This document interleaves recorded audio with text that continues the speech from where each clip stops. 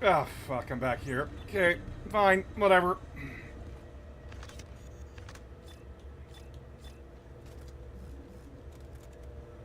Fuck around and find out, I guess. Shit.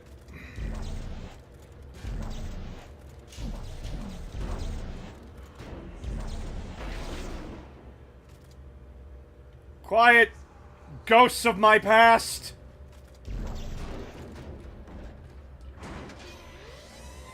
Oh, shit. The chat is going into my, my camera. Sorry there, chat. One sec. There you go. Now you can be above me. No, actually, you can be beside me. You can be beside me, chat. I'm beside myself. You go there. No one joining me today. Just me. Just a person that a lot of people either love, hate, or have no idea who the fuck I am.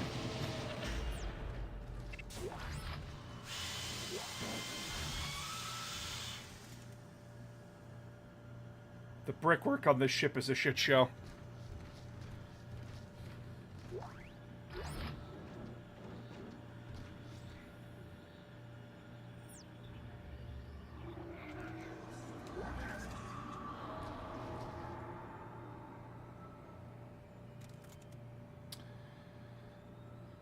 Okay, Santa.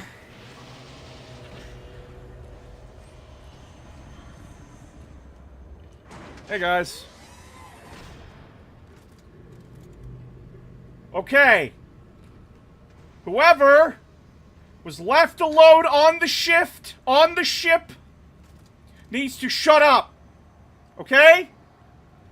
I don't need the sounds of, there's monsters everywhere. They're fucking me up with their meat talons. I don't need that shit in my ears, okay?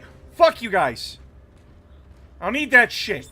Gravity and life support on reserve power. Primary systems offline.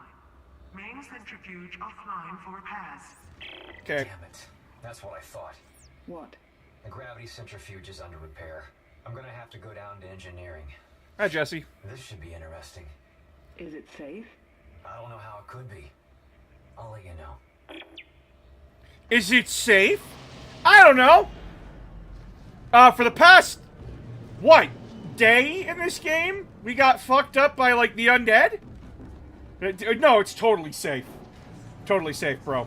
I feel the safest with my butthole puckered, you know? This...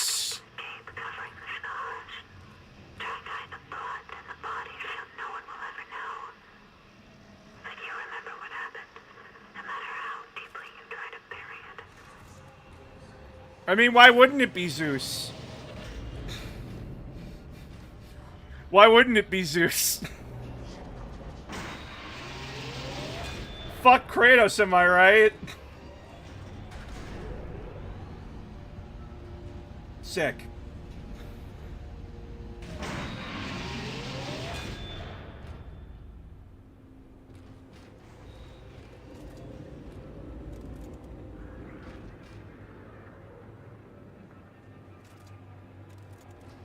They're in the goddamn walls, chat. You can't clean the blood! Is that a pack of cigarettes? Motherfucker, no smoking on my ship.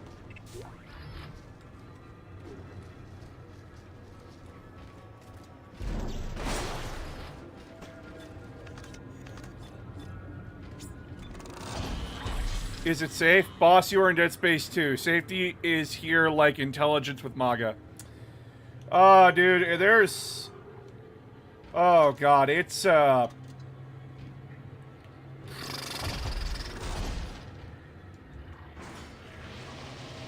least MAGA's waking up to the fucking scam. At least now. It's the AI fucks that need to get a clue.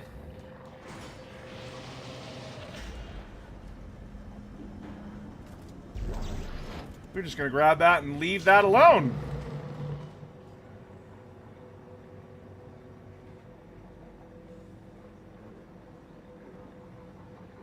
Bleach. I'ma drink it!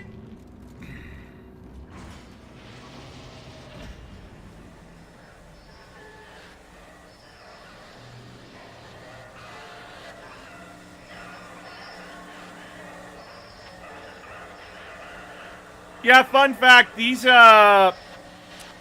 this is just supposed to be noise, but if you turn on the subtitles, they actually are saying shit.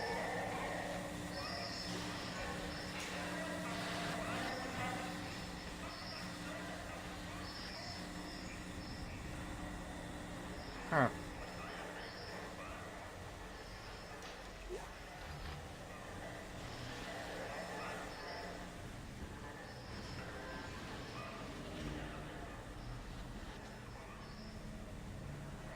What does that say?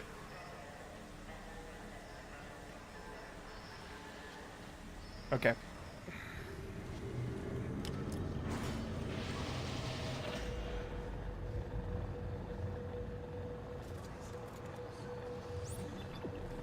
I do not need to hear the sounds of the damned! Fuck you.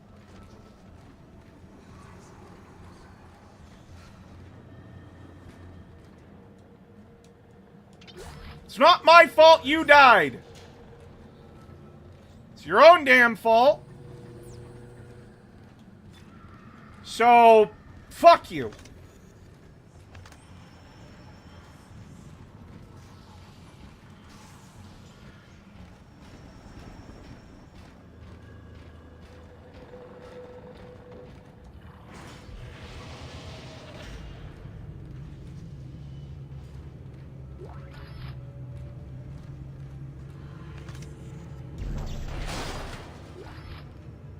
The fact that, like, there's just this long stretch of calm, and all you hear is the voices, is genuinely unnerving. Especially when you play with headphones. Do not play a Dead Space game without headphones. I promise you will. You are missing out on the experience.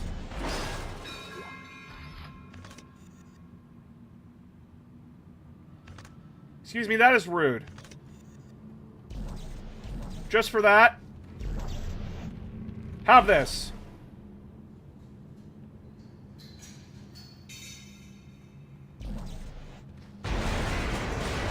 What's up?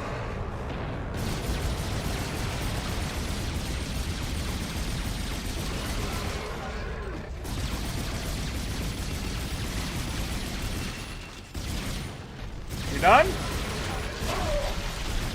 No? You done?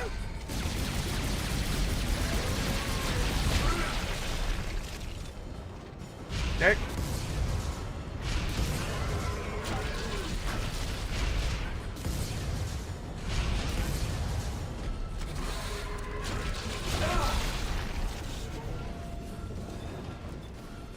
No sense in wasting ammo.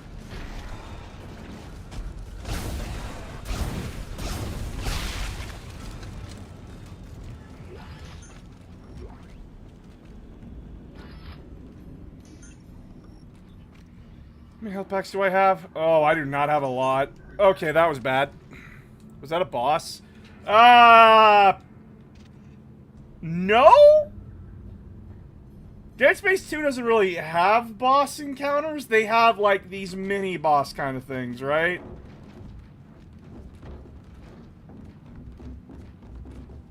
Happy affiliate anniversary. Oh, thank you. Wait, today's my affiliate anniversary? Huh. I do not pay attention to that stuff. I guess I should. Oops. Well, welcome to my affiliate anniversary, I guess.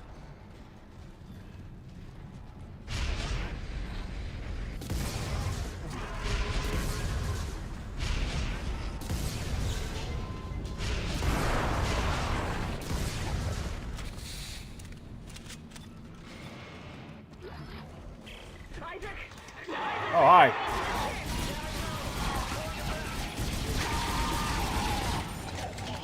Oh! I didn't reload. What's up?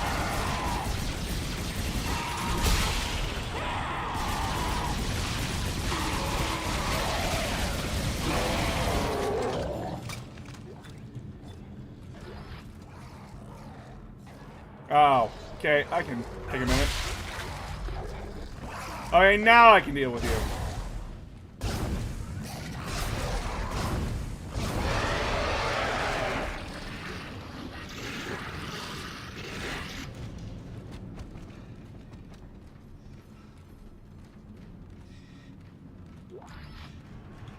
Anyone else want to challenge me? I'm very dangerous. I escaped a psych ward not 24 hours ago. I'm crazy and armed. And as one would say, dangerous. What are you, American?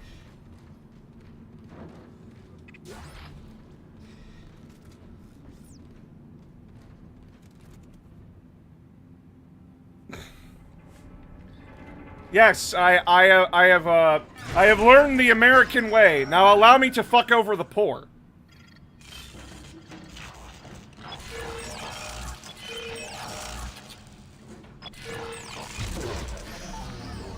That's the American dream.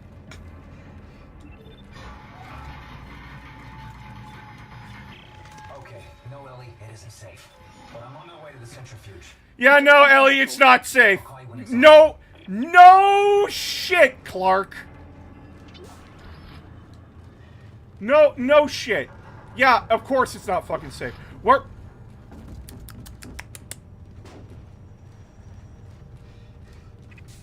I hate this court. Stop knocking poles over! Jesus! The engineering deck has not completed I wish this got a remake so we can see the eye scene in 4K. I can't play this game in front of my wife because of that. Why do I have a diamond semiconductor?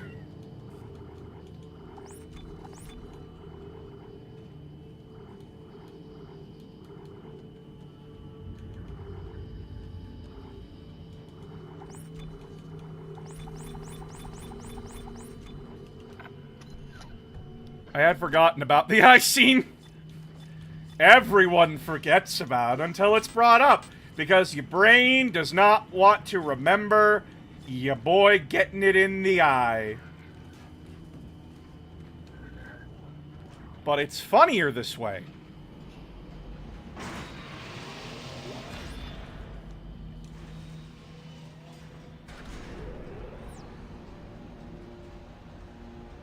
The eye scene? Eric? So, in the story of Dead Space, there is a thing called a marker. I know we talked about it yesterday, well, the other day, but basically, in my character's head is a blueprint. In that blueprint, it is stored in my brain. So, the only way to stimulate that part of the brain and get it to start working its magic to make me build a marker, and to access the signal that is fucking with me, there is a machine that I am forced to lay down within. That machine holds me the fuck down, keeps my eye open, and there's a needle that comes down. And of course, what do you do when something gets close to your eye? Well, your eye panics and it starts moving around all over the place. So the name of the game is to stick a needle literally in your eye without killing yourself. Don't miss the pupil.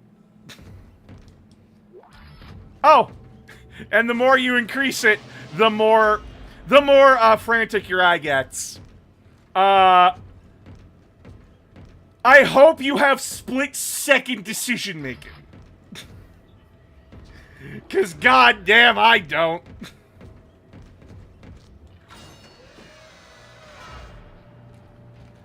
Third favorite game of all time, by the way. Decontamination. Initializing. Cool.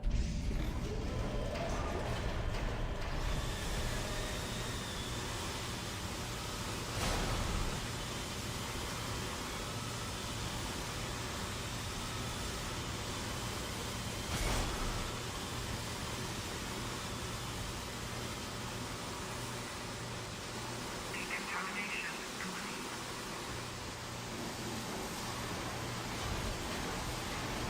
Ship, why do I need to be decontaminated? No, fuck that scene.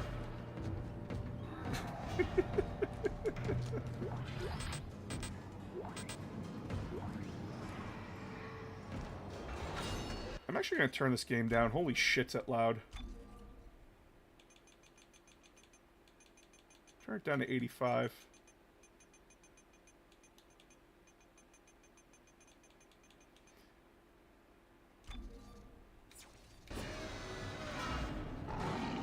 What's up?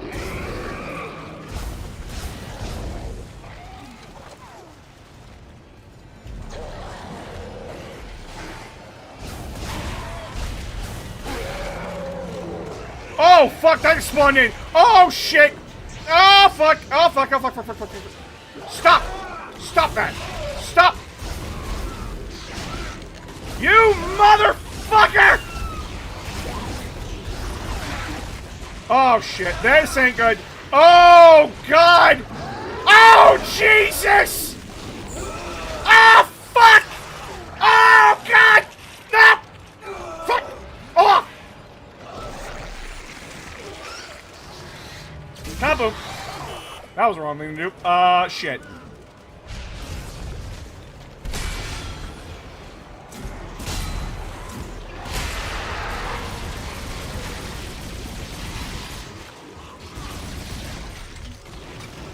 Stop it.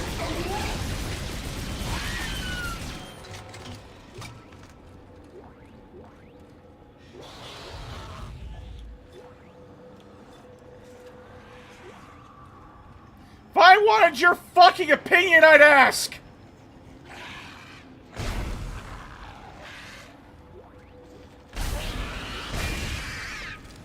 Fuck you, baby. Okay. I almost lost my cool there.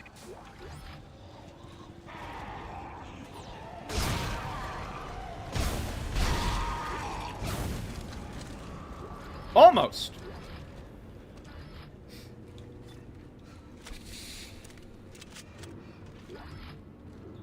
I do not need flamethrower. Pulse rifle, yes. Flamethrower, no. Oh, sup.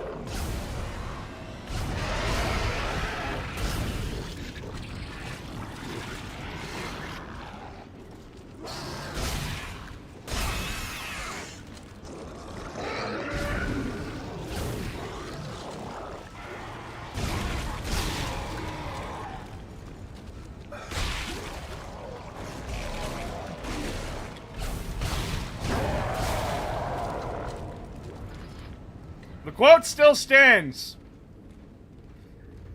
Are they actually dead, or do they just stop moving? Most people prefer the answer, I don't want to think about it. I prefer the answer of, Zero gravity. they died once, what's stopping them from coming back? Whee!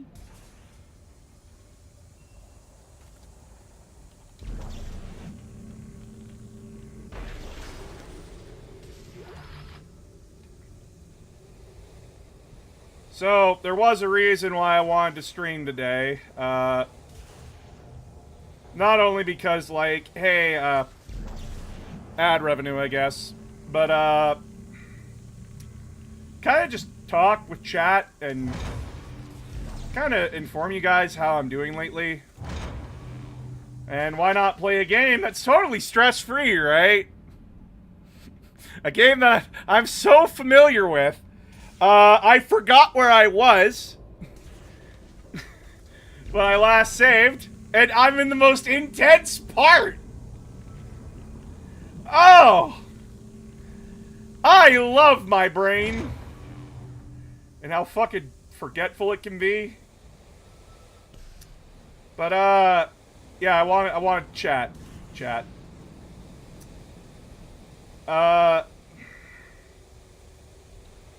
So I have been dealing with a lot emotionally, mentally, physically, a little bit, I guess.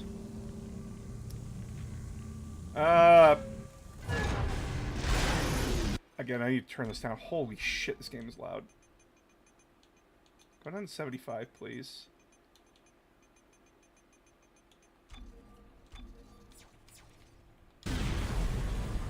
Much better. So, I have not been doing the best lately because of reasons. Dude, like, it's complicated, but I was gonna get out of this room because it's fucking loud. Holy shit.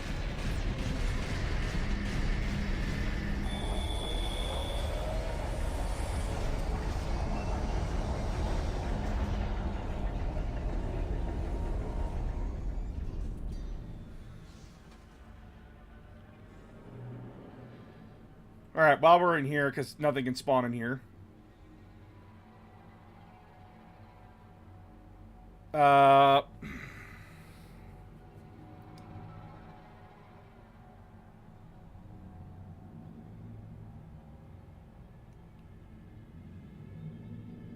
It's been stressful lately. It's been a lot lately. And it's no one's fault. It's just how life's going right now, and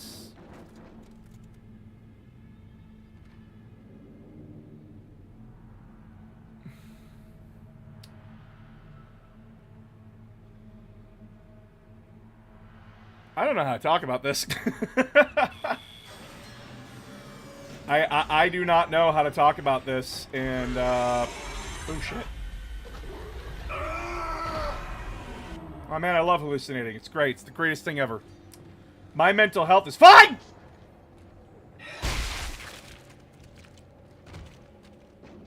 So,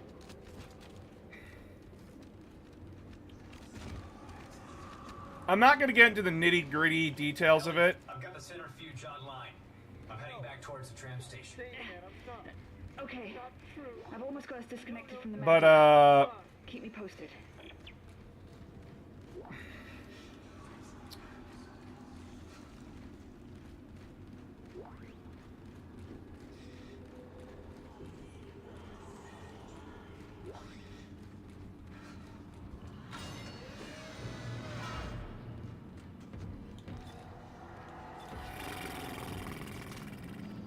How do you talk about this?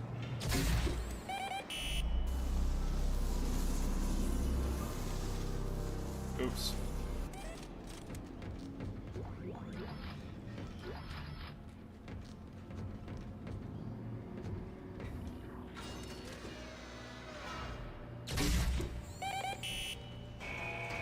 Decontamination. Initializing. I need to figure out a way how to talk about this. Because,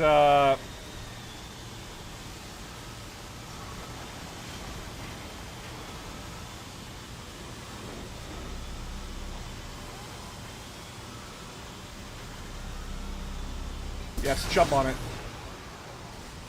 Oh, shit. No, you're not allowed to talk to Uncle Isaac. Fuck you.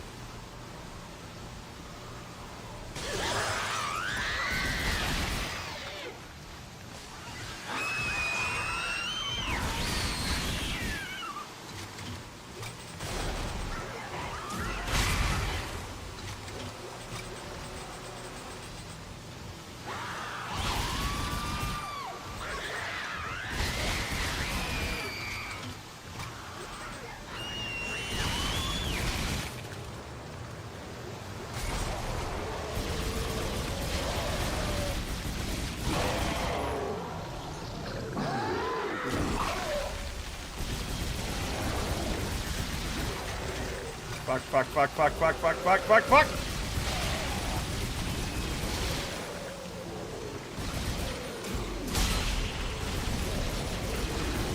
Okay, well, he just ate a grenade. That's bullshit. Decontamination complete. Okay, so... I hope they remastered Dead Space 2 like Dead Space 1. They canceled it. They straight up canceled the Dead Space 2 remake. They shelved it. Because Dead Space remake didn't do the Battlefield numbers. Isaac, Strauss is starting to worry me. Listen, I would never. Yeah, I I know. would never. But son, Daddy's not a murderer. I would Strauss, never hurt you. he's not real. Yes, he is. You can't see him because you haven't taken a step. Strauss, You will make put down the step screwdriver. Step 3. Strauss! Ellie! Shit! So... I have been dealing with a lot. Mentally and emotionally and...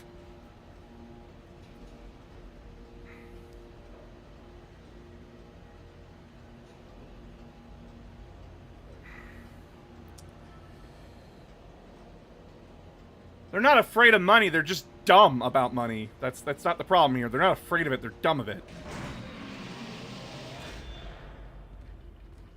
I'll get into it in a minute, guys. I'll get into it in a minute.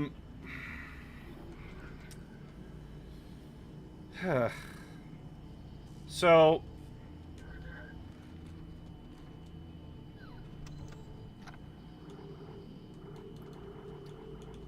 I have been dealing with the fact that it is increasingly lonely where I live. With how my job is. And just like how it doesn't feel like I am succeeding at anything. And how I have imposter syndrome. I have real bad imposter syndrome. I do not believe my successes are valid. I do not believe I am this great creator. I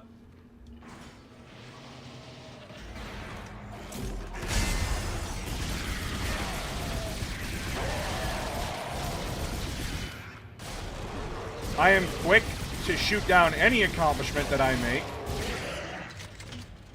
Even if it is a very valid, success.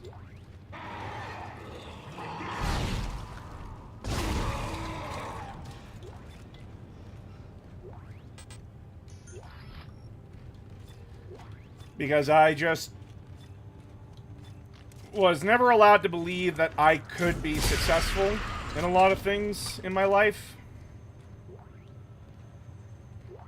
And am I successful? Well, I guess in a way I am. Like, I have a channel. I have a community. I talk. I get responded to by people that I admire very much. Remley's 40K. Cool dude. Oh,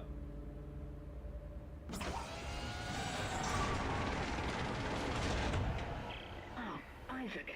Damn it, that hurts. The bastard bit me. What? Ah, shit. Are you okay? Oh, I can't interrupt the Yeah, I'm conversation. fine. But he stopped talking. He won't look at me. How's it going at your end? And please tell me this plan is going to work. I'm almost there. I'm headed to the bridge now to activate the gravity tethers. All good. They're swarming in through a hole in the medical deck. At least you won't have to go through there. Unexpected obstruction ahead. Shutting down. Welcome to the medical deck. Crap. Foreshadowing is a narrative device. So, it's a lot. And I know, like, a lot of you have heard... I know, like, this isn't new for a lot of creators, especially, like, the very big ones. Ricky talked about it,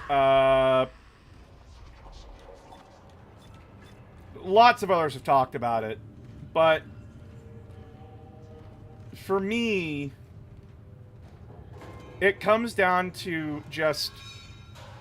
I was raised in a... I'm gonna pause this. I was raised in an environment where success has to be immediate. Where your success is measured by the immediate situation. And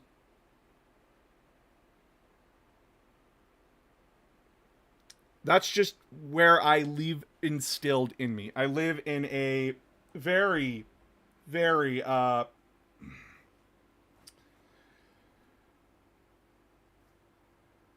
if you're American, the best comparison I have is that I live in a very deep red state, kind of a thing. I live in a place where the term pull yourself up by your bootstraps is very much the norm, even though it's not, and we are seeing tons of social consequences from it. The generations in my province are very, very polarized, to say the least.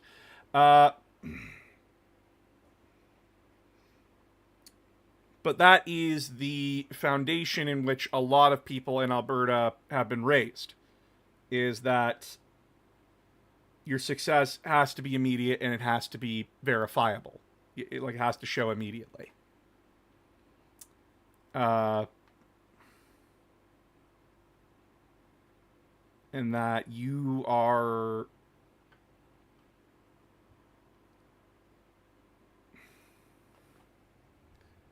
Don't be a burden, don't be a problem, basically. And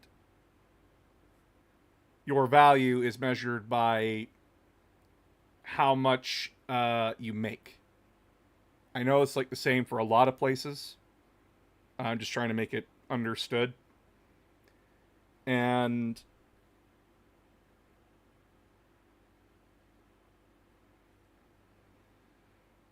I genuinely am stuck in this constant pattern of I'm slowly growing. It's a slow grow. It's not immediate. It's not fast. It's the logical side of my brain gets that this is not something that's going to explode overnight. You have to be extremely lucky. Many a content creator says it's extremely lucky. Out of like the hundreds of thousands of millions of content creators out there, maybe 30 will explode in a year. If at all. Maybe 30. And there's a lot of factors for that. There's right place, right time. There is who's backing them. Like who's got, like, what do they got for backup? Is a major corporation helping push them? Or, again, was it just something big?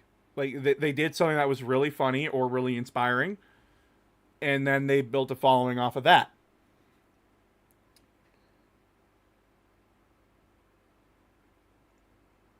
And as somebody who got his start on TikTok, when you go from close to 100K followers, then you have to leave all that behind. Because for your mental health, for your emotional well-being... Sorry, I need to drink water.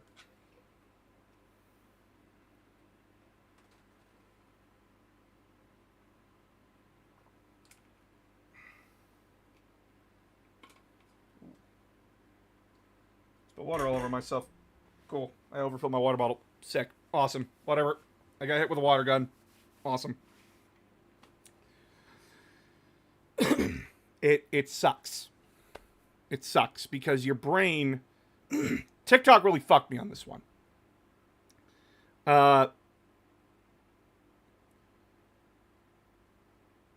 When you see your numbers aren't where they are supposed to be, it fucks with your brain.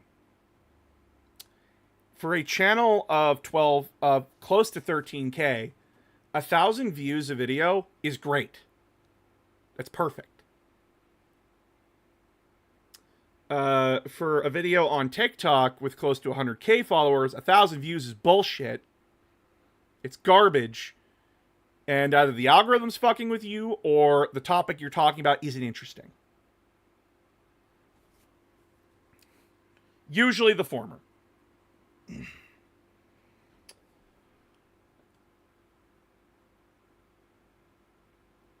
But it sucks. Because that was my mindset. I started on TikTok. TikTok has a very different way of doing shit. And my brain is stuck on that. It's stuck. And I fucking despise it. Because my mental health takes a massive drop when a video that I worked my ass off on isn't doing the numbers that I would usually see on TikTok. But I left TikTok because my numbers were constantly getting throttled. I wasn't getting paid to do it, and I was constantly being treated like shit on TikTok. Both by the app and the people fucking on it. Not the content creators. The content creators that were, like, I was associated with, they're cool people, wonderful people. It's the comment section. And I know, comment sections are fucking garbage wherever you go. But it was the nastiness and the... When you see a flood of hate, chat, it isn't like, oh, just delete one comment and then the next one pops up. It's a flood. You get flooded with it.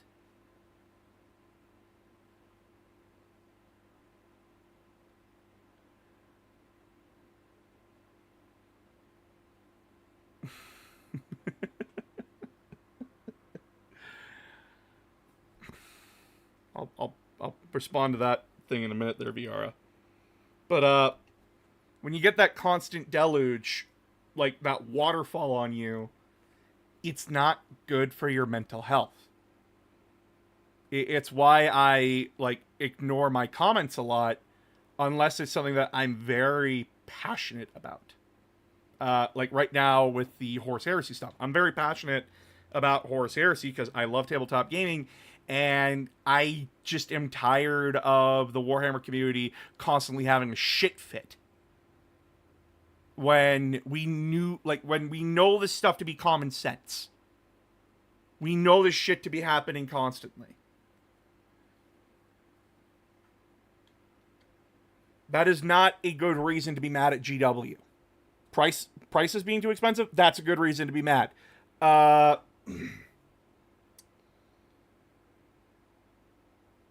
Not clearly communicating everything, that is a reason to be mad.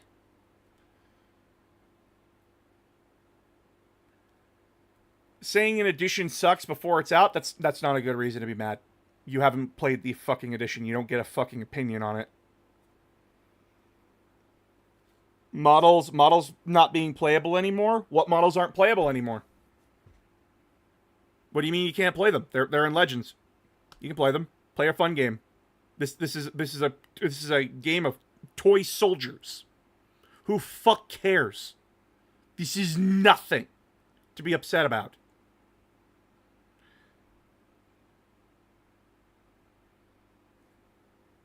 But it's still the constant negativity that still drives your mood down. And that was basically every fucking day on TikTok. Especially when it was coming to the American election of 2024. God, I had to leave at that point because for my mental health, I needed to survive. I give up. Sorry. But now addressing my friend VR's thing. Look at it from other people's perspectives. And I do. But the problem is, I worry that my friends, the people that I associate myself with and hang around, I worry that my presence is a negative. That they either have to do things that they aren't comfortable with because it's not who they are, or that I am a constant reminder of failure.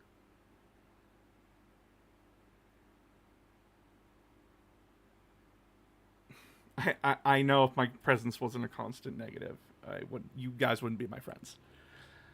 But it's that worry, right? It's that goblin part of your brain that worries about that shit. Because not long ago, that shit did happen.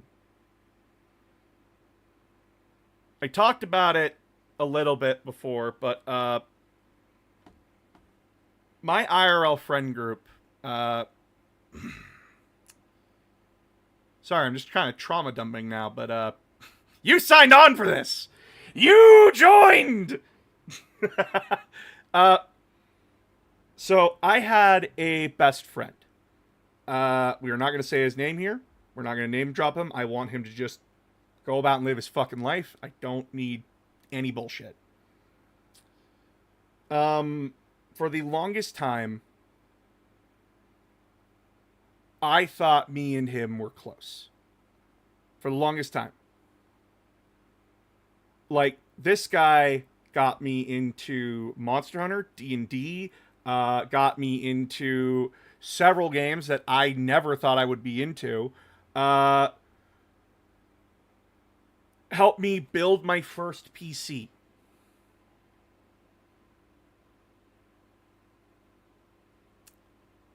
He was going to be a man of honor at my wedding. Not the best man. He specifically requested not to be, and I respected that. I was given over to my childhood friend, who I'm still friends with, who lives not 2 blocks away from me. Fucking love that man. But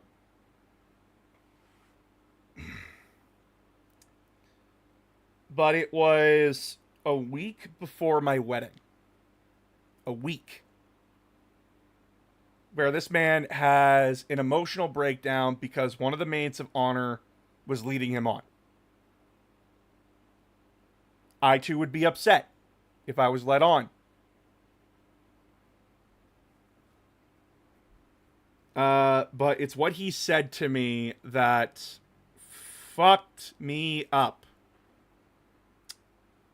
He always hated me. He's been jealous of my success. That he works his ass off, and here I am with a following.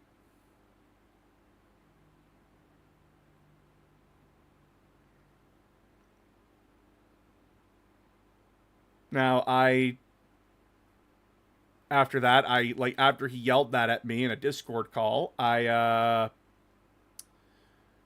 said, if that's what you think, that's what you believe, fine. And I closed the call, and I blocked him, and he was removed from the wedding. But that fucked me up.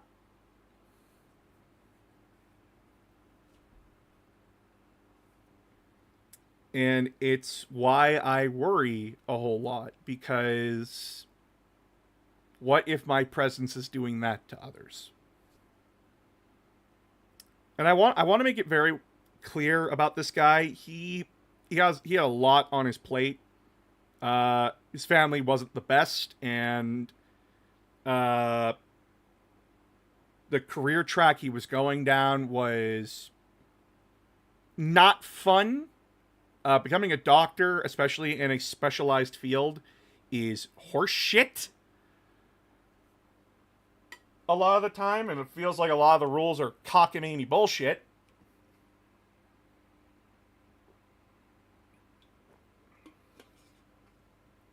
But you don't say that to somebody. If you have a problem, you address it. You talk with them about it. You don't go out and attack them because a girl was leading you on. But despite the fact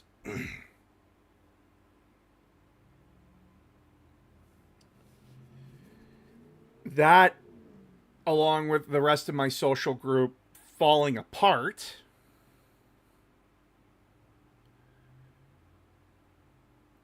it made me super self-conscious about the people I hang around with and who I am and what I say.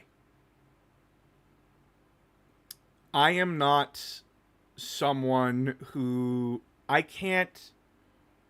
My actions have consequences. Chat. There was a video that I made talking about Trench Crusade. Because I was talking with another guy who was a very good guy, by the way. Very cool guy. I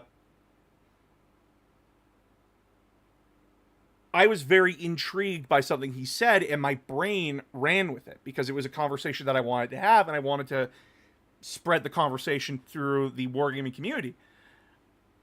However, what I failed to stop myself was that was a conversation that guy was having with me, the person. Not announcer of games, but the person behind announcer of games. The person, me, myself, a human being. Not the content creator, the human being. And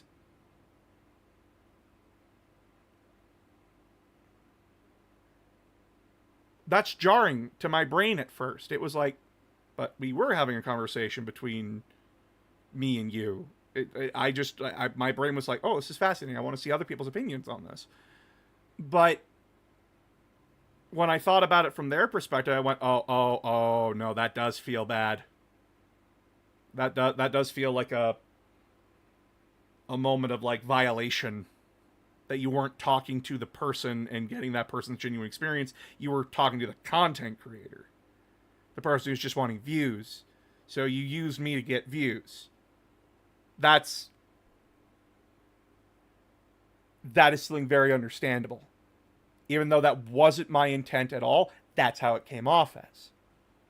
So when I'm talking to people in real life, I really have to keep it to myself. When I'm outside this office, I'm not announcer of games. I have to make that abundantly clear. When I'm playing tabletop games that I have not alerted people to that I'm using for content, I am not announcer of games. I am just me. And I always say that I will be honest and 100% with people and be my true authentic self no matter what. But at the same time, I need to understand that there is weight behind me. And that has just made me more worried that I am a constant source of a negative.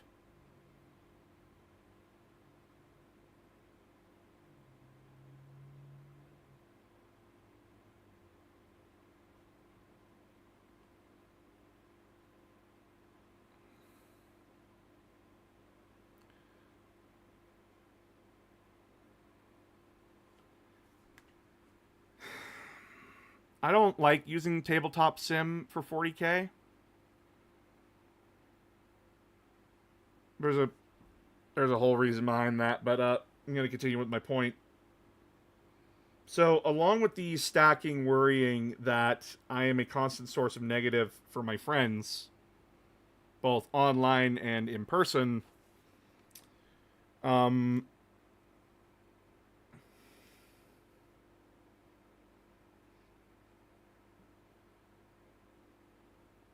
it has compounded an issue of isolation. I want you to understand my day, chat. What I do from the second I get up to the time I go to bed. Majority of the time. From Monday to Friday. I get up. I use the washroom. I get coffee, I come to my computer, and I start working. In this office that is supposed to be a secondary bedroom, and this is where I am for 70 to 80% of my day. And I don't talk to people while I'm working because if I do, I don't get shit done.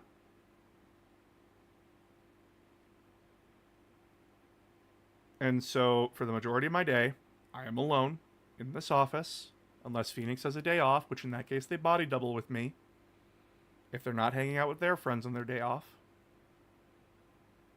And I'm researching, I'm working, I'm editing videos, I'm using my voice, I'm recording stuff. Every day. That is not the weekend. And that shit is rough. Especially for an extrovert. Hello. Hold on, I'll bring a cat.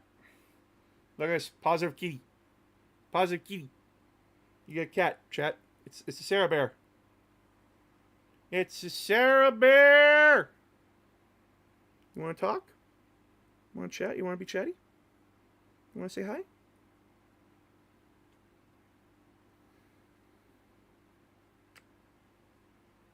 Love this cat.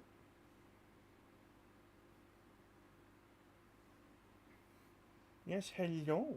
You are so cute. Big baby. The biggest of small babies. And, continuing on with what I was saying. Hi, yes, you're cute. Don't wreck my shirt. We're already poor enough. I can't afford a new shirt. I just bought a shirt for Phoenix. I can't afford shirts for myself. No, we do. We do have that, TCOM. That was supposed to be today. That was supposed to be Sundays. But then Phoenix's work schedule fucked them over. Because Phoenix is working 2 jobs.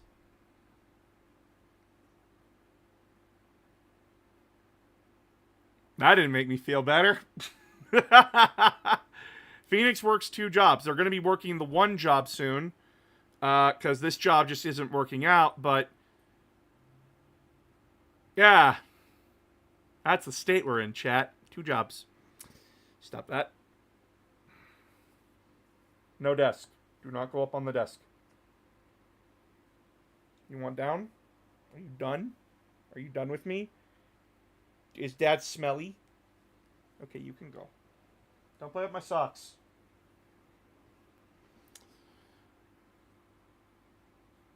Go on. You're free. Oh, no, you're yawning. Okay. So, compound that with not being able to go down to Warhammer every night. Not letting her on your desk. She knocks shit around. I can't let her. Sherry acts like she owns the fucking place.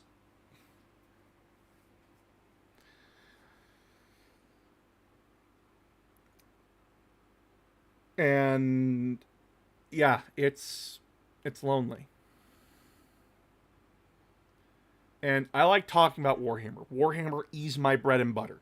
It is what I have themed my channel around, is tabletop gaming. And gaming in general, honestly.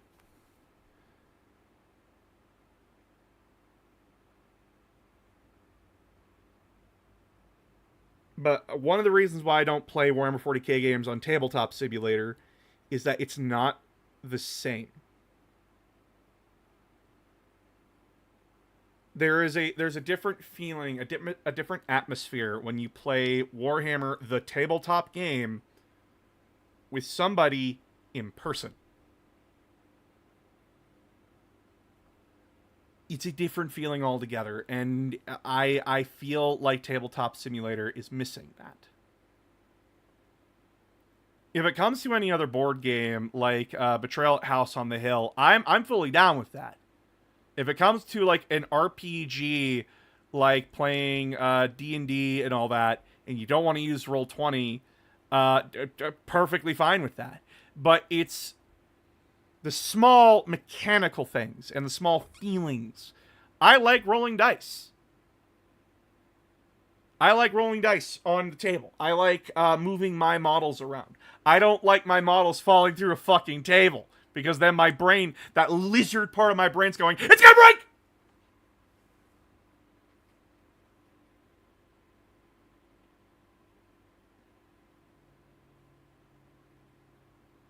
That's the problem, is that, like, plus, like, trying to get the fucking program to work properly and trying to, like, measure shit, it doesn't feel accurate to scale into life, and it's just, it's frustrating! Anyway.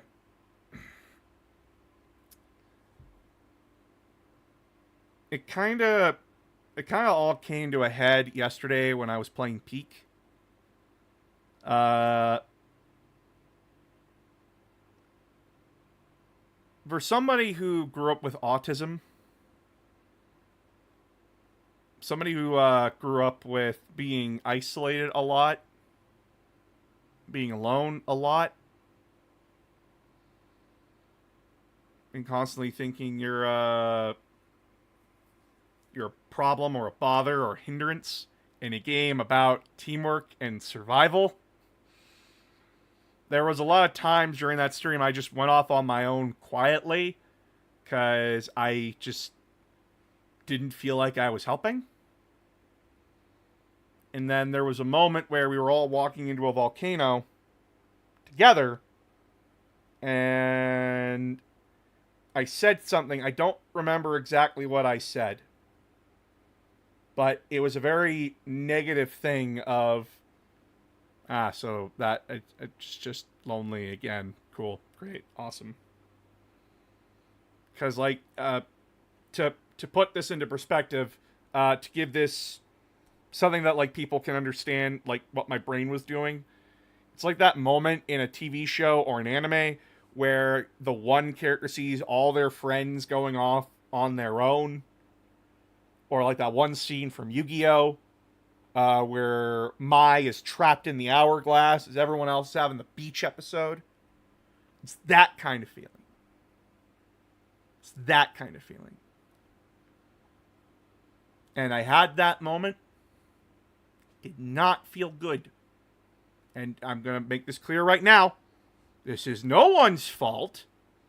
This is no one's fault. No one is bad for this, okay? Not the people I played with. They were having fun. They were having the time of their lives. Spring Rose murdered Speed. Time of their fucking life. Time of their fucking life. Out of context, that sounds terrible. Out of context, that sounds fucking awful.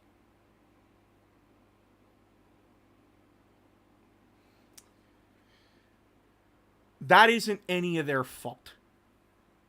This is a me problem. This is a me thing. This is a thing in here that logically, I know is bullshit. I know I'm not a problem. I know I'm not a burden. I know that these people want to hang out with me. Because if they didn't, they wouldn't invite me to shit.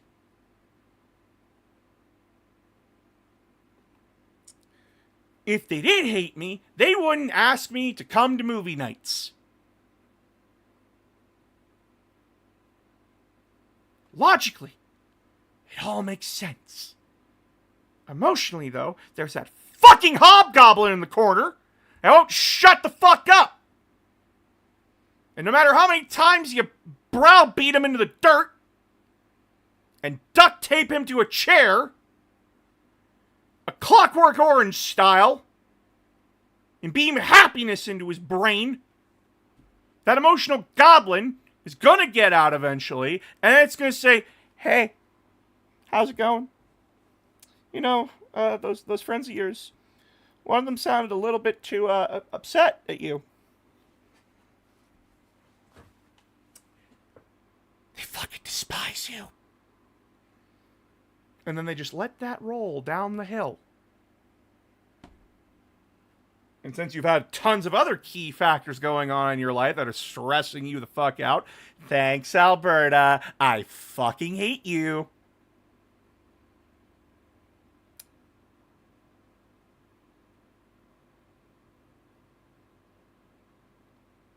it just compounded into a tidal wave of misery that I felt yesterday. And instead of breaking down on stream and crying, I elected to end my stream right into Spee, who was much happier than I was. And I quietly left and went to go cry in the bedroom.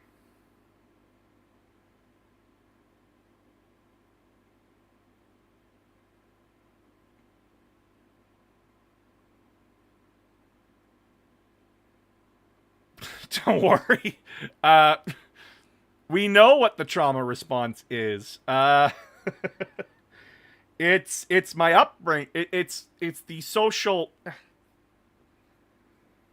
This is something that's never gonna go away in my life. This is going to be with me till probably the day I die. This is me dealing with me. This is me. This is the emotionally and logically mature me versus that part of my brain that is traumatized from growing up as an autistic young man in a province that fucking despises those kinds of people and sees them as shit. Where I was a bother in the school that I was in. And that I had very few friends that never wanted to hang out with me outside of school. I didn't have my own friend group till high school. And then that friend group fell apart. This is entirely a me problem. This is entirely a problem of I have the tools. I already know how to handle this. It's just a matter of take a deep breath, talk about it.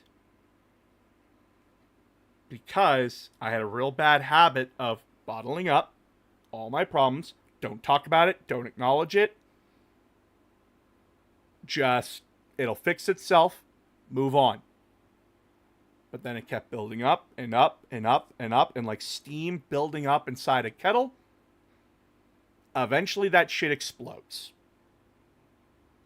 And that is not a good way to live, chat. That's not a good way to live. That's not a good way to handle your problems.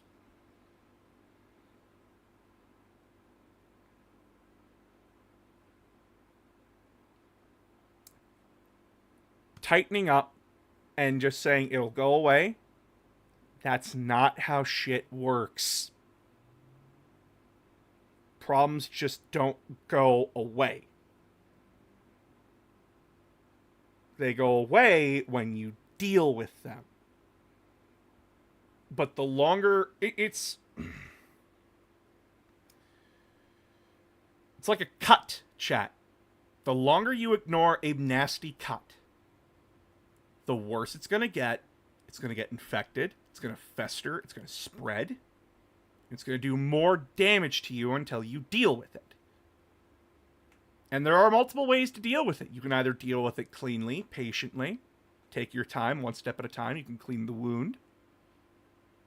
It'll sting for a little bit. It's cleaning, it stings for a bit. But the scar will still be there. But you've handled it nicely. It'll throb once in a while, but you've dealt with it. Or you can cauterize the wound, dealing with the problem immediately with a lot of short-term pain, which will probably lead to further complications down the line, but like, hey, sometimes you do need to cauterize the wound. Shit sucks. Or you're a dumbass like me, pop a pimple on your nose, or your mom pops a pimple on your nose, you walk out into minus 42 weather, negative 42 degrees Fahrenheit. Ooh, boy. You get frostbite on your nose. when you're going to the doctor about another physical problem you're having. And then you get home, and that pimple that was popped is now a frostbitten growth that you need to fucking deal with. And then 2 days later, you go back to the doctor, and she goes, "Did you learn not to walk in minus 42? And you go, "No."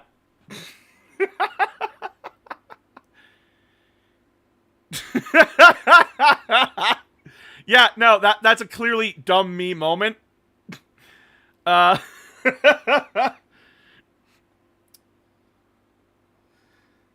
It doesn't help that my doctor's office is literally a 15-minute walk. Not even. From where I live.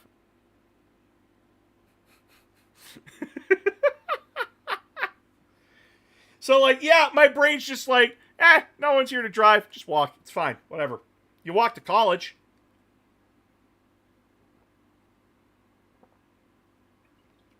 Don't worry about it.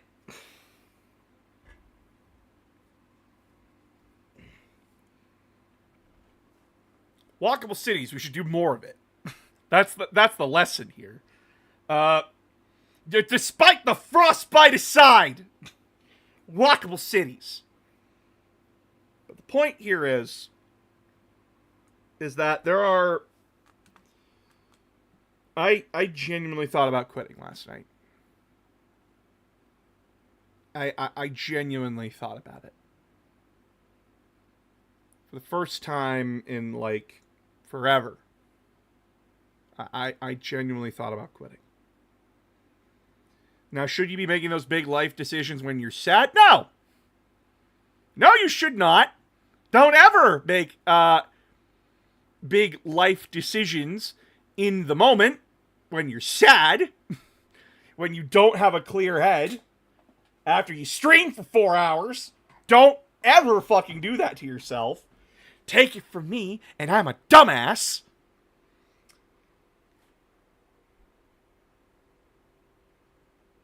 I genuinely thought about quitting. But I can't quit. Not because I don't want to. And I don't want to quit, by the way. But because this is the only way that I have a stable income. This is the only way I have to pay the bills, to pay rent, to put food on the table, to support my wife, so I can keep cooking them delicious meals that they deserve, because Phoenix is truly an amazing person and deserves the fucking world. When you have so many people who are just like, don't fuck up that precious bean, or I will fuck you up. And my response is, if I fuck up that precious bean, I'll fuck myself up.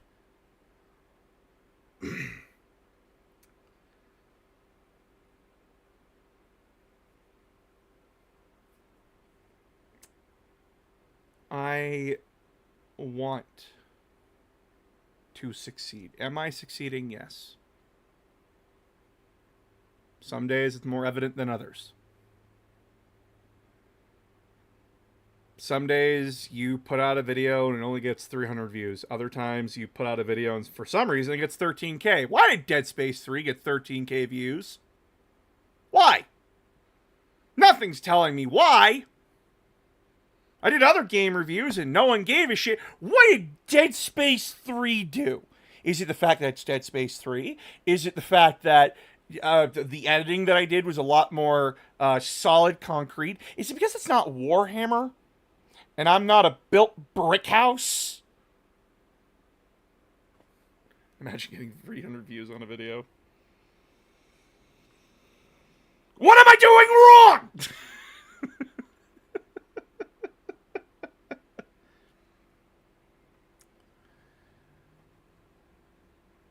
But yeah, that's what I've been dealing with, chat.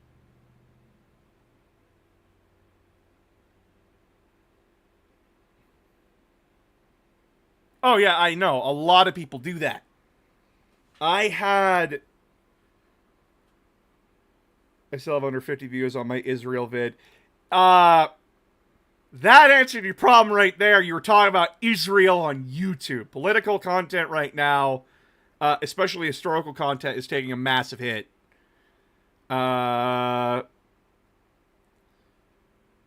Because of global conflicts right now around the world that YouTube does not want to be promoting. I literally chose a subject because it was topical. There's a few more things. It's a little bit more complicated than that. Nothing that I can explain in like a stream, especially with just how emotional I got. And I know I was so emotional, chat. You could sense the emotion, the deep philosophical discussions coming out of my fucking skull.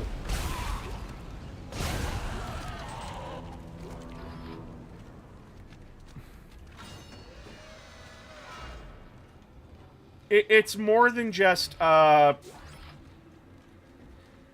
you're making those videos, it's more than just, oh, well, these big content creators are talking about it, so obviously it's not getting hit. No, it is. You gotta compare their previous videos to what they're talking about right now. When I look at a few people talking about, Israel, their views tank compared to others. It may not look like it to you, because what's the difference between 80,000 and 50,000? But to a big content creator, that's big. That's a big drop. Now, is it because people are tired of hearing about Israel? Is it because the YouTube algorithm is hitting people who are talking about modern events that are very not fun to talk about? Is it because of the size of your channel and that you're just part of that wave of people also talking about it, and you're just getting lost in the algorithm and the sauce? The algorithm is not picking out anything in particular that you're doing uniquely through all the others. Is it that, or is it the other few problems? It's a constant fight as a content creator to find out what's working, what's not. I talked about Horus Heresy. And why did I talk about the Horus Heresy? Well, I honestly wasn't paying attention to what was going on. My brain was going, oh, in order to talk about Gathering Storm, we need to talk about the Horus Heresy. Because we need to establish what the fuck a Primarch is. Who the fuck these characters are, you know? Who the fuck is Rowboat Girly Man? Who the fuck is that? About the Israel thing? It is? I'm not... Oh, that's because it's Fox.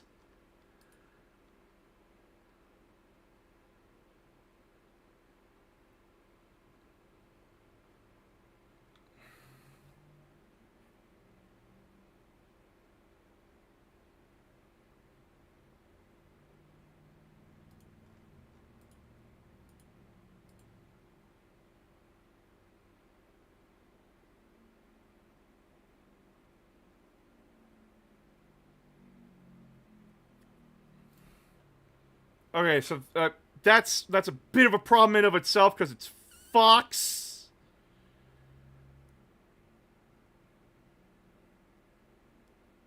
Fox is it's got massive backing.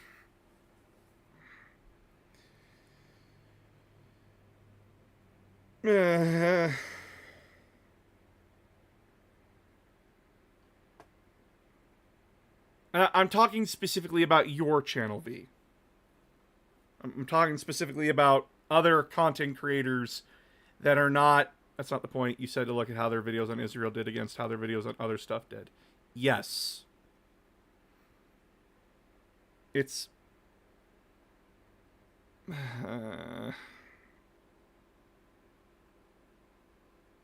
This is why I hate explaining shit. Trying to explain numbers is hard!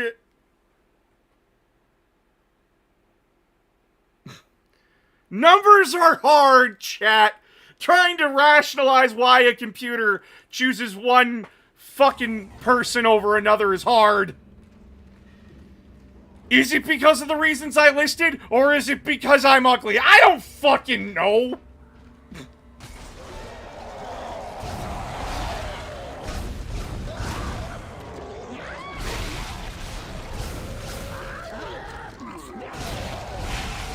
All I know is that shit's exploding!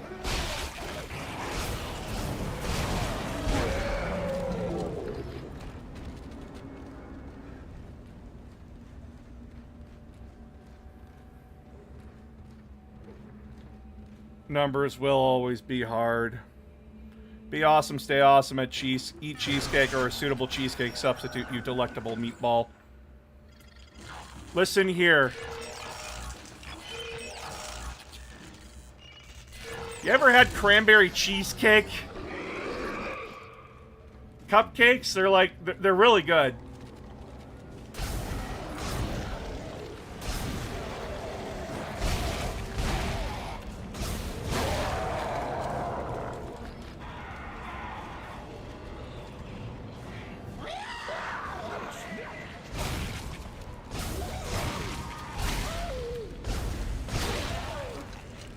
So, like,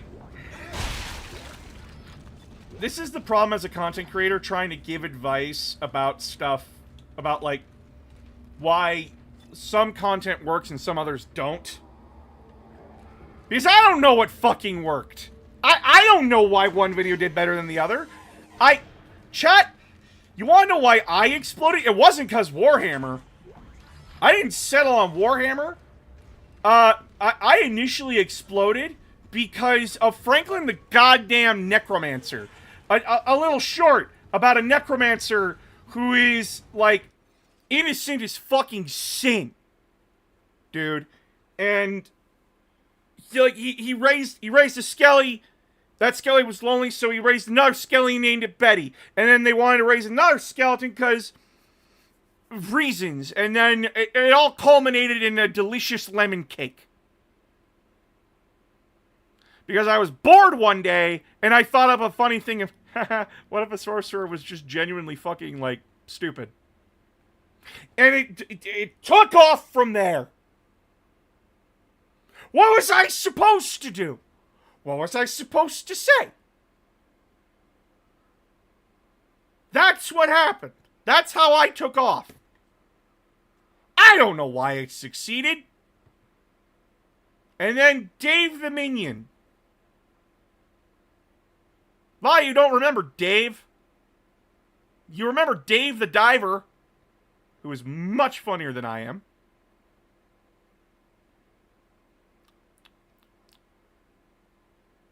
I told you what worked. There was less competition. I was on TikTok during COVID!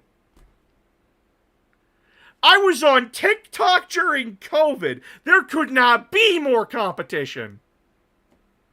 I don't know why it worked. And I set out on Warhammer, and I found my niche. I found people.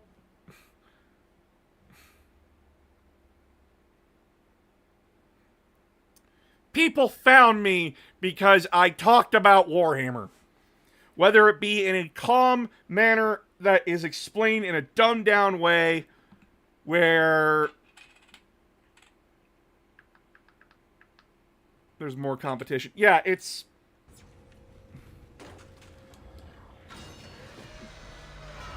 Isaac, it's me. I wish I could talk to you. I'm sorry. I'm sorry about everything. You're not sorry, you're fucking dead. Just talk to someone. It's all falling apart here. I just can't believe what's happening. It's You're not even the original message! Fuck you!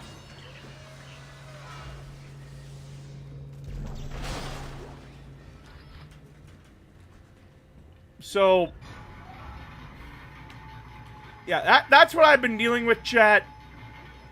mentally, emotionally, and sometimes physically, because sometimes it's very hard to dig yourself out of the bed. You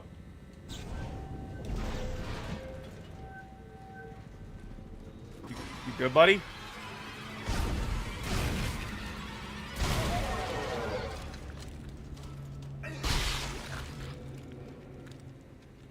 I don't... He's supposed to, like, jump up into the vent up there. But he didn't.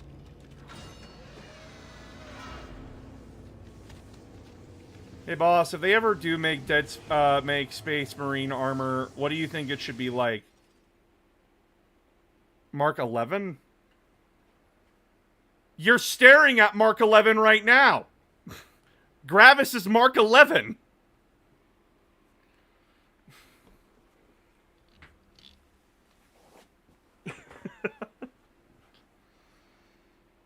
I don't want... I don't want to think about Mark 11. Oh, Mark 12. I don't want to think about that! Because, like... I know we never hear the fucking end of it.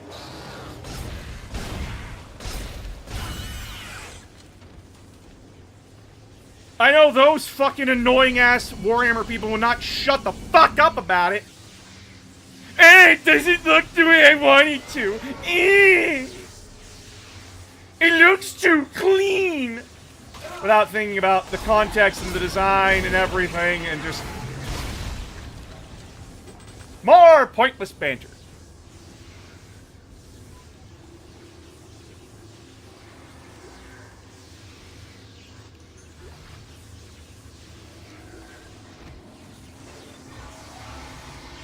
Yeah, run through it.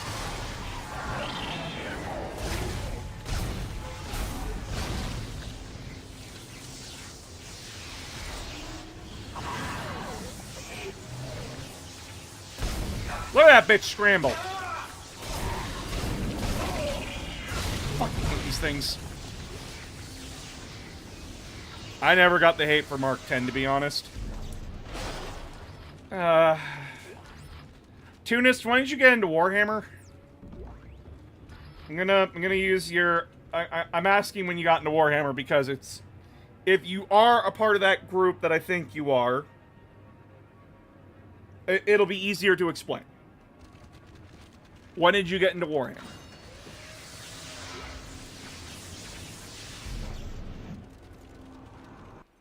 Happy affiliate. Thanks, Aramis.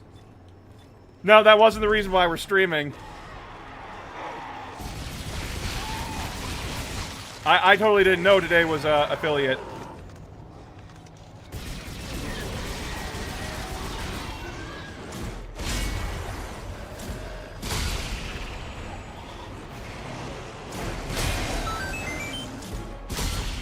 Oh, thank you for the thank you for the gifted subs there, Aramis.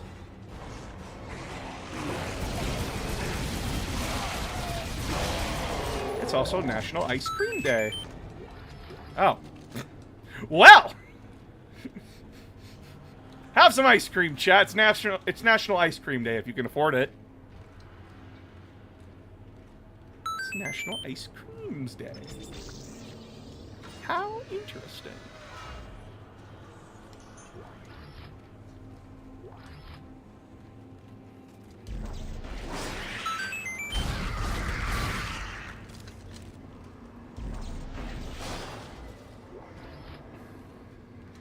But yeah, do not, by the way, Tunis, do not take this as me, like, trying to shame you, by the way. It's easier to explain if I know when you started Warhammer. It's also World Chess Day. We need to stop having days.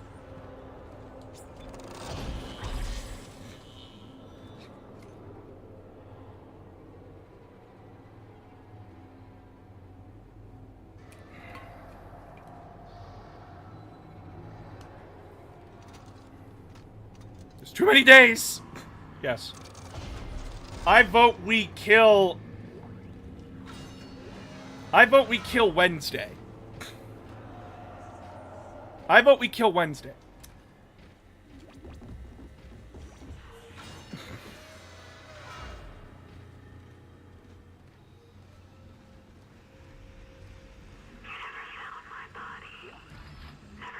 Not Hump Day.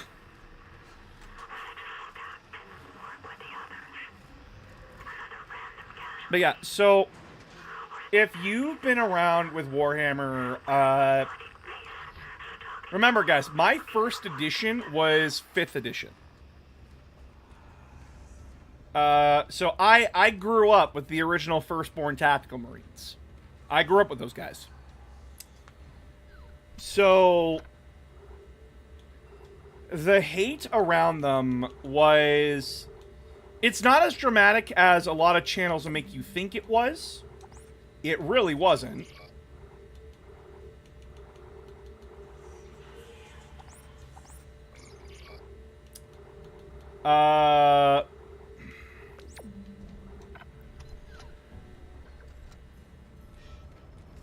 And I know this for a fact because I did a video on it and I researched it. And pulling from my decent pull, it was a mixed bag. But a general consensus is that people don't like the Mark 10 because it doesn't feel Warhammer. And now, what the fuck does that even mean? Because we have a faction like the Orcs that are like Mad Max style garbage vehicles and everything. We have this sleek design of the Eldar. We have the futuristic anime-inspired armor of the Tau. We have the ancient-looking Necrons. What the fuck does that mean it doesn't look 40k? The more accurate statement is that it doesn't look Space Marine. It doesn't look modern, it doesn't look like the Space Marine armor that came before. Actually, it's easier if I just show you. It's actually easier if I just show you all.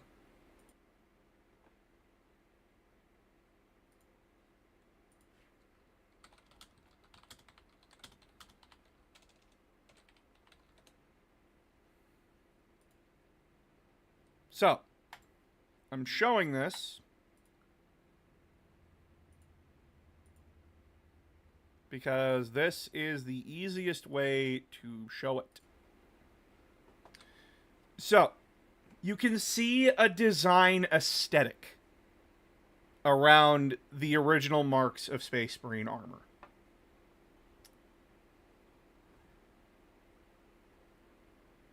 It's more cluttered. You can see clear gaps in the armor and everything. With these just being like the picture, there's also like the wear and tear on some of the armors. There's the little symbols, little iconographies you would see on these guys. But you can see a clear outline. You can see it clearly. And the design does not drastically change all that much. The helmets do. The helmets do drastically change. But when you look at the backpacks, they go from this to this to this, and they stay like this. And then the helmets start following the more Aquila design here, past the Mark IV.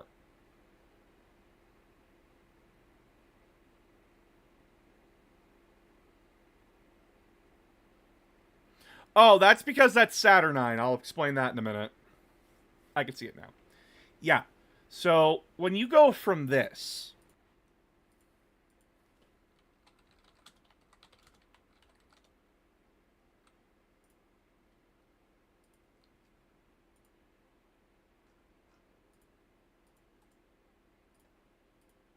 When you go from that to something like this, you notice a big difference. Now, to most people that didn't play 40k from the older editions to modern, you're probably looking at this and going, this looks exactly the fucking same. What the fuck is the problem? Which is what a lot of people were saying. What the fuck is the issue here? In fact, the Mark 10 takes from the Mark 8. This breacher collar here, very much right there on the standard intercessor. The Mark 10 is a clear design upgrade from the Mark 8. But here's the thing. There's more circles on the armor. i.e., you have these you have these small things here. It's the small things. You got the flaps right here. Previous armors didn't have those flaps. The arms have like these little buttons, like these little tactical readout computers that pop out. Didn't have that on the other marks. The backpack, you can't see it from here, but the backpack is different too. The backpack also has that cylinder, that circle on the back. That's like right here on the sides of their legs. It's more rounded. The armor is, looks more advanced. It's more, clean. It's more sleek. When this armor was not that. This armor is cluttered. This armor is bulky.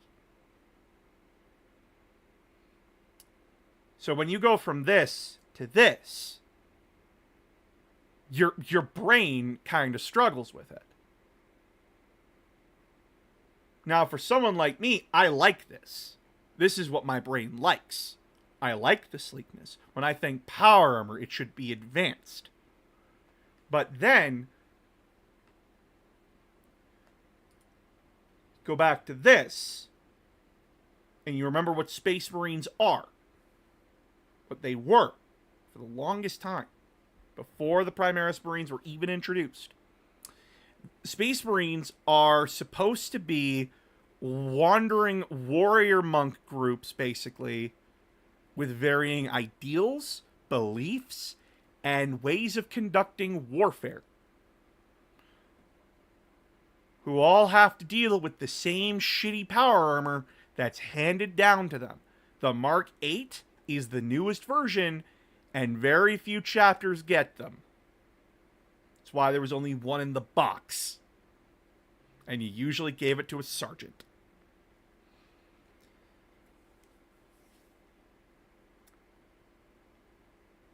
It had that feeling around it.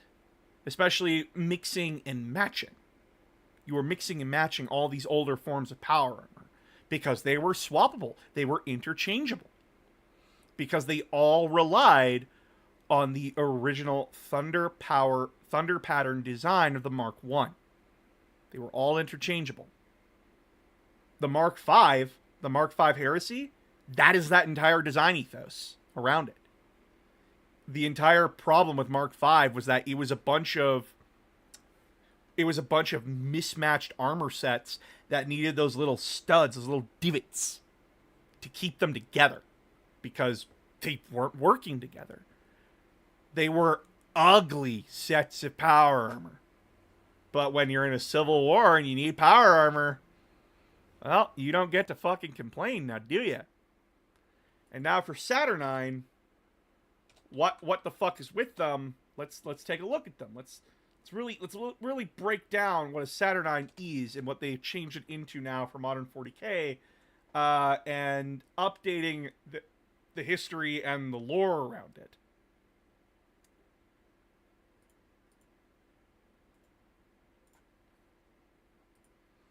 And I'm gonna bring it up right away here, chat.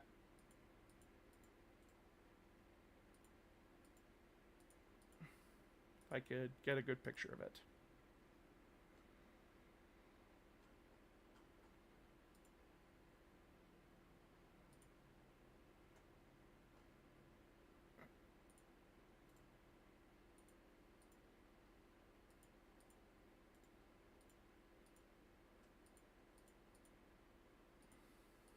All right.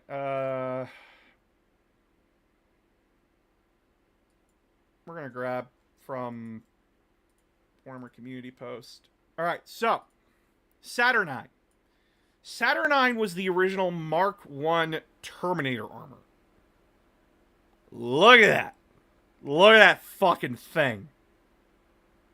So, Terminator armor is the nickname. It is not the actual name. It's called Tactical Dreadnought armor.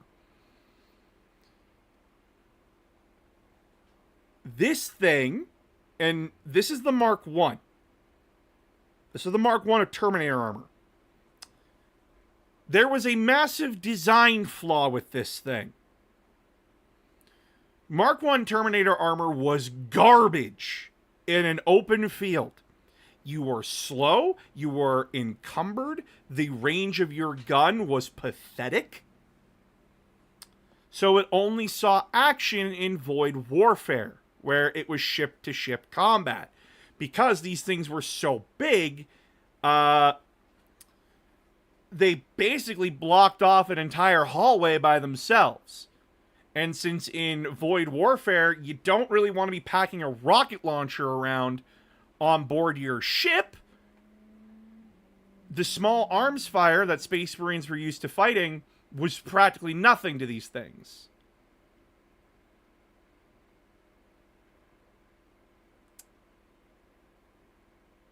So, yeah, if they're only useful in one section of warfare, you're gonna want to replace them eventually. However, in recent fluff, apparently, with the release of 3rd edition Horus Heresy, they revealed that Vulcan of the Salamanders went back and re-looked at the design, because fundamentally, there is something to be said about being a walking, talking tank. And so, with the design ethos that Vulcan wanted to make, i.e., give it a little bit maneuverability and redesign its purpose from being a shock unit to now being a support unit, a heavy support unit, you can see what changed. I.e., they don't have this stocky little bolter anymore. They were given cannons. The armor was thinned up. Regardless of what you think or not, this is thinned up when you compare it to this. These things are still bulky, do not get me wrong, but they are redesigned to be much more maneuverable. You can actually see that the person in here can torso twist now. That helps a lot, because you couldn't torso twist in the Mark 1. Look at that. That shit was solid. You could only stare in one direction, hence why you were perfect for hallways. Otherwise, you're playing original Resident Evil tank controls. Hope you fucking enjoy that. This is much better for what Vulcan wanted it to be. He redesigned it to be a heavy support artillery unit. Heavily armored, and meant to back up units on the field. They would not be the front line, they would be the back line. And then they would follow behind all the tactical units in front of them, keeping down anything that would hurt those tactical units, while taking in any fire and just shrugging it off like it was nothing. Because, like, if you want armor and protection that's not, if you want something better than power armor, and then you had the audacity to tell me you want something better than cataphracti, this is what you get. And yeah, this is a marked improvement over this. So yeah, that's Saturnine in a nutshell. That is Saturnine armor in a nutshell. Thank you for coming to my Warhammer armor talk on why armor looks different and why people and why nerds have a fucking aneurysm over it.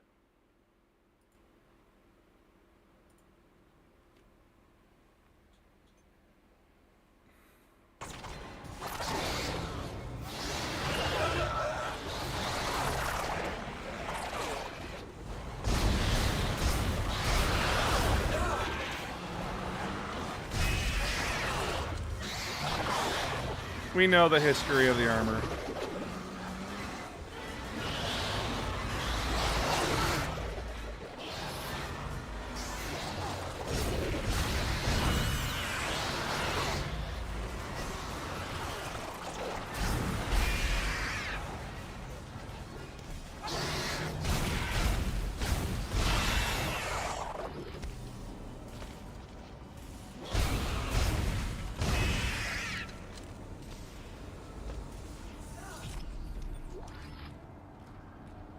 So yeah, like that's power armor in a nutshell. That's why people had a problem with the Mark 10, is that it was too clean, too sleek.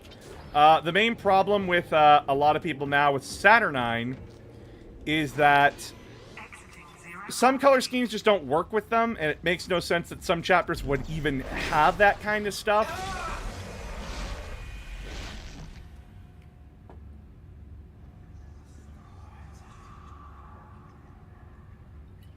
Along with, of course, the usual complaints of why wasn't it in the fluff before? Why is this being retconned now?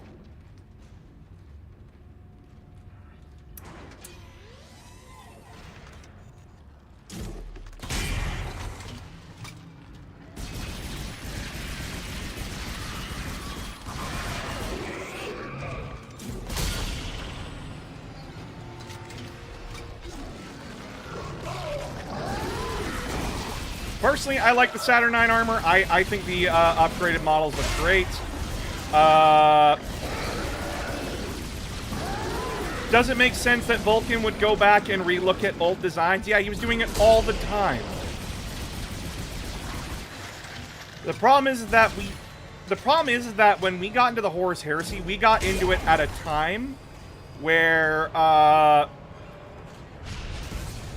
it was very clearly at the end of the Great Crusade, not during it.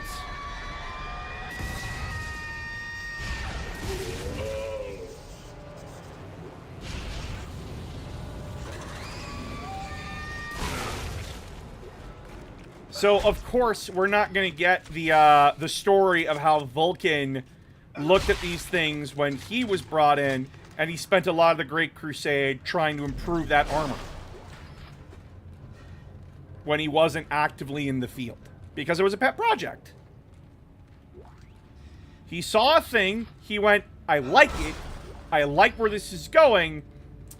There's a few design quirks in here, though, that fuck it over that I need to seriously overhaul. And it's going to take a long time for me to overhaul it, because I'm one dude. A Primarch, yes, but one Primarch.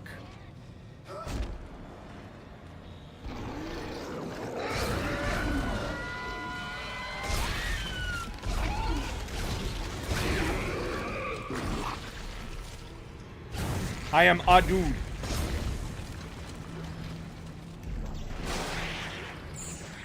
So yeah, of course, like, it would take a while for him to, like, get shit going, and then why wasn't it, like, super popular? Because during, like, of course they're showing it during the Drop Site Massacre, a very chaotic battle where we didn't get to see a whole lot because the battles are mostly... Alright. The centrifuge looks spooled to full power from here. Great. Let's hope this works. It'll be tight. You ready? Because when we get the perspective of the Battle of Istvan 3, the Drop Site Massacre, well, Battle of Istvan 5, the Drop Site Massacre, it is from the perspective of Fulgrim beheading Ferrus Manus, Korax a few months later trying to escape Istvan, and Vulcan after he got nuked. Well, before and after. Those are the perspectives we get. So yeah, of course they're not going to talk about the massive suit of Terminator armor, like standing near them. Because that's not important to the story that's going on at hand. Nor were they going to talk about it because these books came out years later. Well, these books came out years ago. And who the fuck cares what a book in 2008 had to say when I want to sell product in 2025? Vulcan got nuked? Yeah.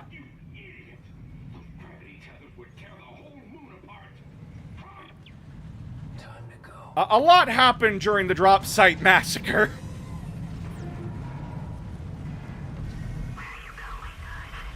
Hi, Nicole.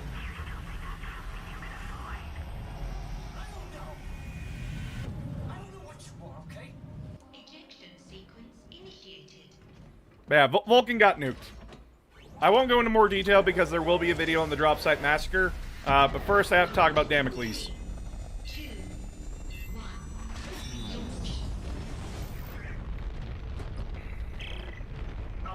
Which characters would I would have reckoned use Saturnine? Perturabo, Ferris Manus, Vulcan, easily. See what I see, Ellie.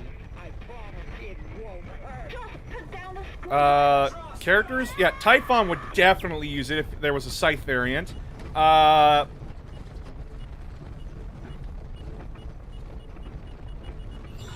Tybalt Mar, I know, definitely would have used it.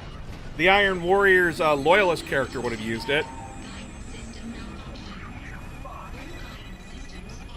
Oh, shit.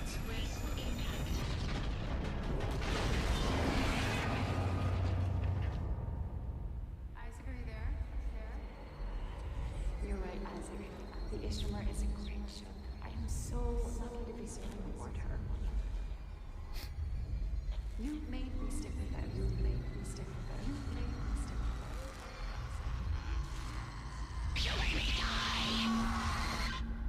Ow. Yeah, that was a terrible nightmare.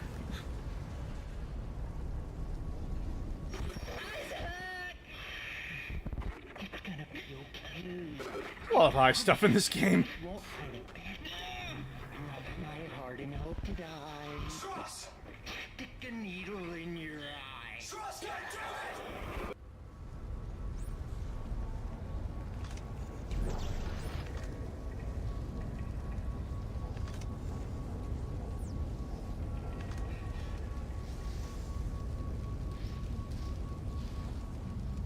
If they ever remake some of the character models in plastic, it would be nice if they made the Saturnine Terminators.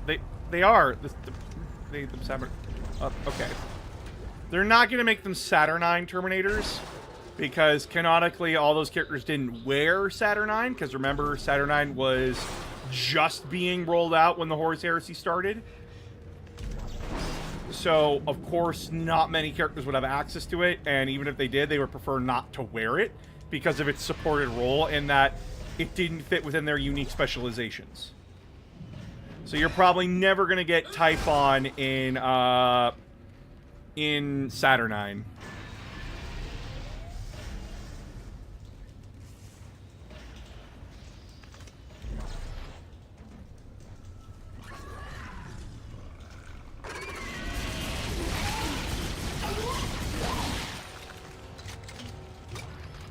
Plus, there is just the iconic designs for some of these characters. And another problem is that a lot of these characters die in the Horus Heresy. Sorry to spoil it. Like, really, the only ones that make it through it are the characters that would go on to eventually found, like, the core Traitor Legions we know today. Oh, dead babies.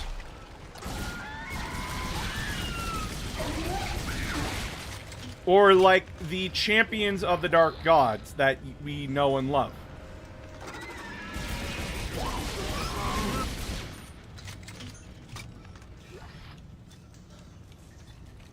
And their models are iconic.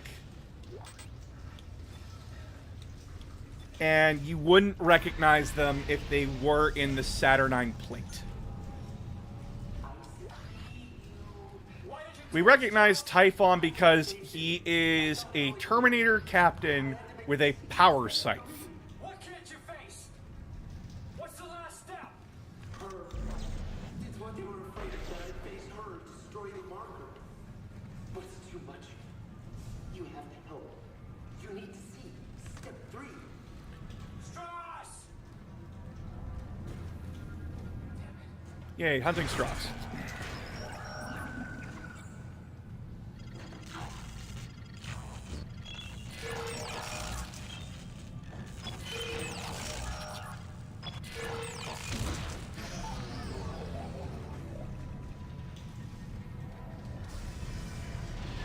Though, by the way, the Praetor in Saturnine armor, he is bigger than a Terminator captain, a 40k Terminator captain. He's just that big. He's beefy. A beefy lad. Which we approve of in this household.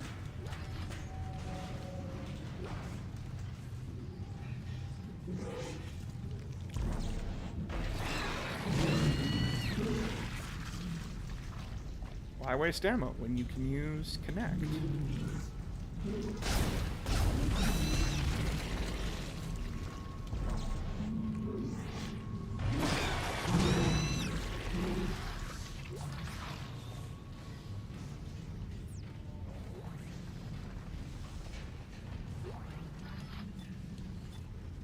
How long after the heresy did Lorgar and Perturabo ascend to demonhood, by the way? We don't actually... We know that Lorgar ascended after, like, probably sometime immediately after the Horus Heresy. Perturabo took the Iron Cage incident, which was like a year or two after, I think.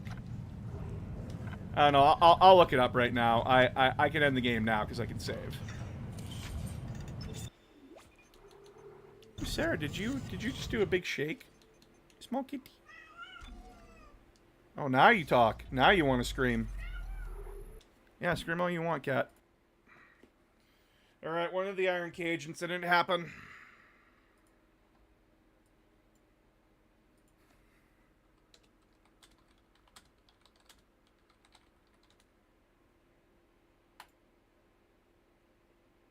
Oh, it doesn't even give us a concrete date. It's just M31. Cool. Cool. In the immediate aftermath. On Sebastus 4. Cool. It's a 14-year civil war.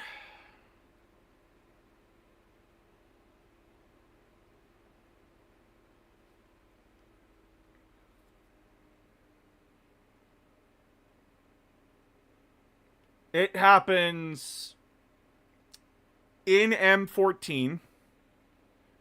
So it happens either a couple of months or like near the end of M14.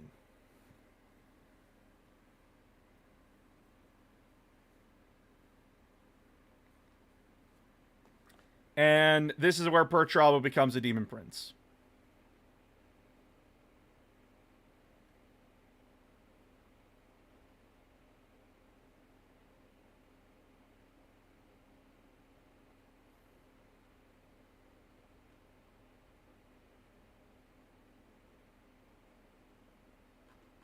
I think Lorgar ascends sometime after. When did Lorgar become a demon prince?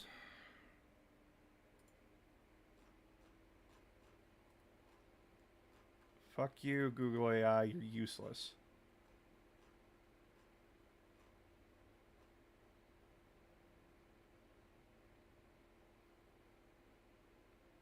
Eventually, the atrocities committed by the Word Bearers allowed for Lorgar's ascension to demonhood, becoming the equal of a god in the eyes of his legion.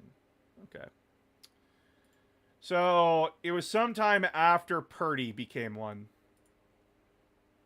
Sometime after.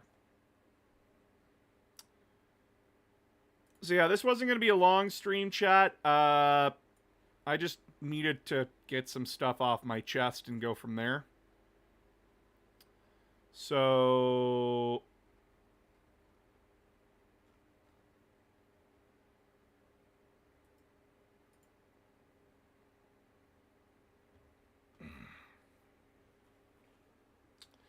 yeah. For those that joined late, you can go and rewatch what we talked about.